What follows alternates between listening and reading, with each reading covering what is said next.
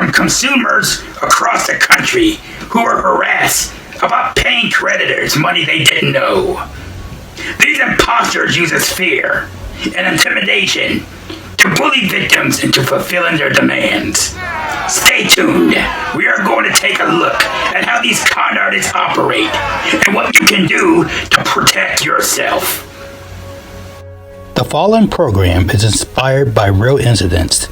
This is not a news broadcast.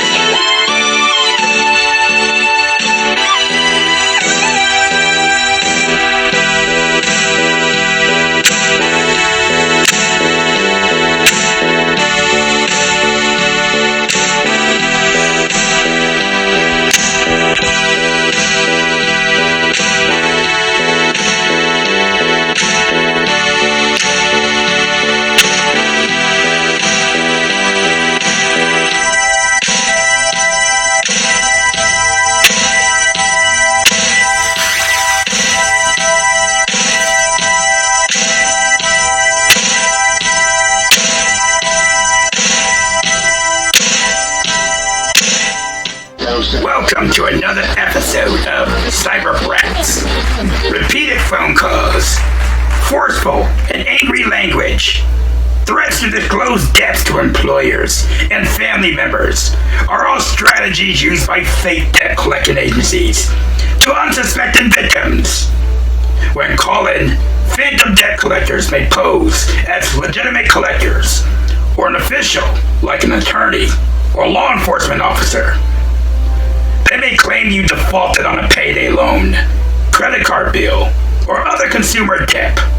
No matter the tactic, it always includes a threat of a lawsuit or arrest if payment is not made immediately. You might be asking yourself, how do criminals get hold of my personal information they should not have access to? Data should be harvested from old loan applications, hacked accounts, and they may even be fabricated bogus debts. Let's take a look at some real-life events and ways you can protect yourself from these hideous con artists. Mr. James Walker, this is Natalie Goldman calling you again from Reliance Collection Services. We are not pleased with your tendency to ignore our calls for the past week. Our client is getting impatient with your lack of concern regarding your debt of $4,000. If you don't call me back immediately, you will be forced to confront this matter with the district attorney office and you will be arrested. Please call me at... I'm tired of this! I am tired of this! Day in and day out, all you people do is harass me over a debt that does not belong to me! This is a mistake! Stop calling me! Mr. Walker, please calm down. This is an attempt to collect a debt long overdue to our client. Today we are giving you 1 hour to make this payment by wire transfer or gift card. Is that a threat?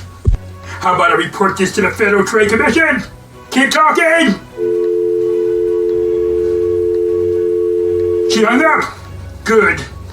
Maybe those losers will stop calling me. Just when James thought his daily suffering was over, he received a new message from another collector. James Walker, this is Crisis Debt Services.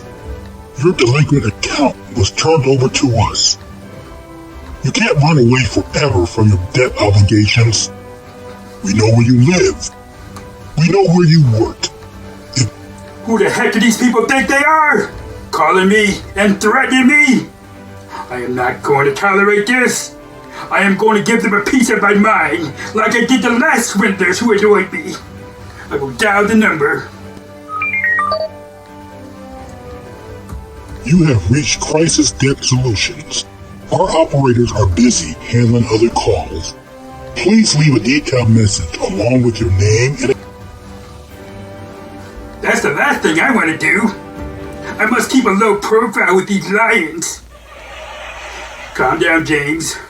It will be all right. It will be all right. Maybe you won't hear from them again.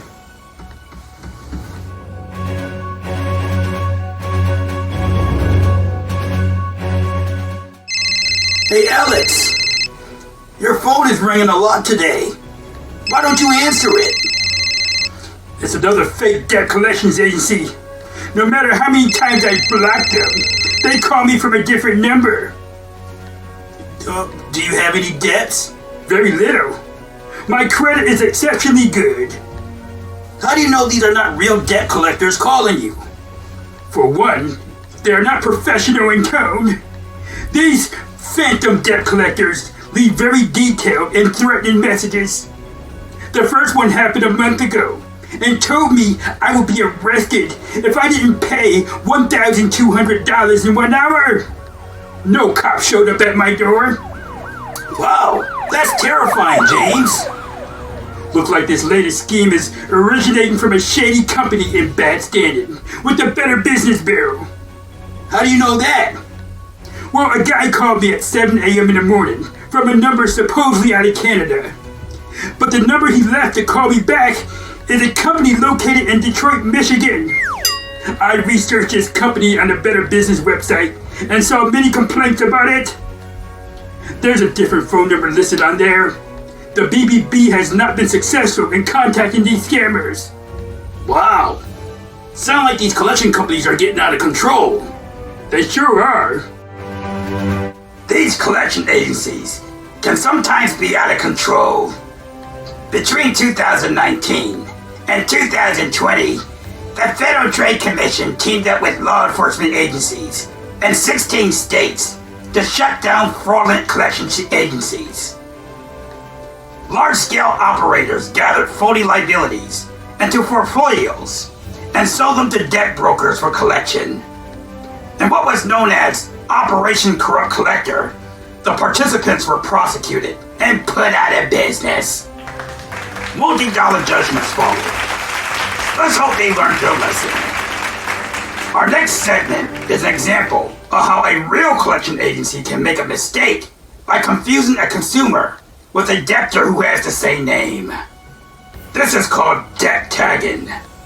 Check this one out and learn what you can do if you encounter this slip-up. I'd like to know why my son owes $2,400 in medical fees. Chuck! Chuck! I'm coming, Mom. What is it this time? What is this? A letter from collections. You opened my mail again? You promised me you would stop that.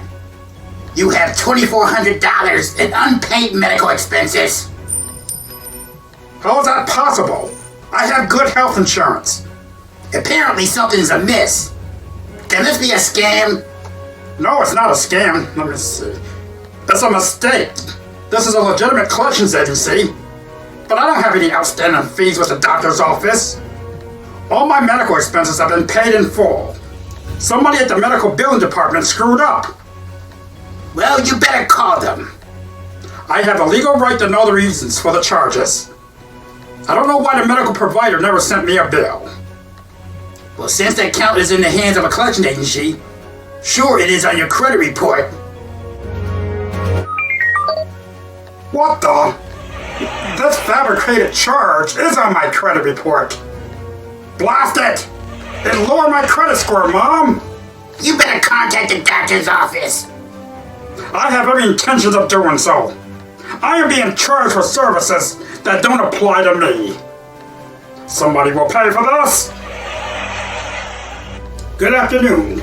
This is Dr. Isaac's office. How can I help you? This is Chuck Green. I am a patient. I am calling to find out the meaning behind this existing charge on my account that was submitted to a collections agency. I just received a letter today claiming I owe $2,400. Your date of birth, please.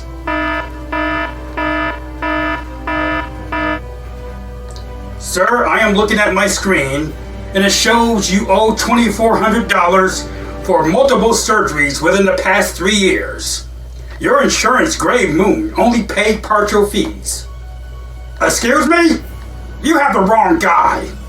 I never had surgeries, and my current health insurance is not Gray Moon. Oh. Why don't you take a look at my actual account? Sir, I am looking at your actual account. If the last 3 numbers don't end in 3, 8, 9, you are not looking at my account. Sorry, what is your account number? Now he's asking for verification of my account. It would have helped if this office verified the status of my account before contacting the collections agency.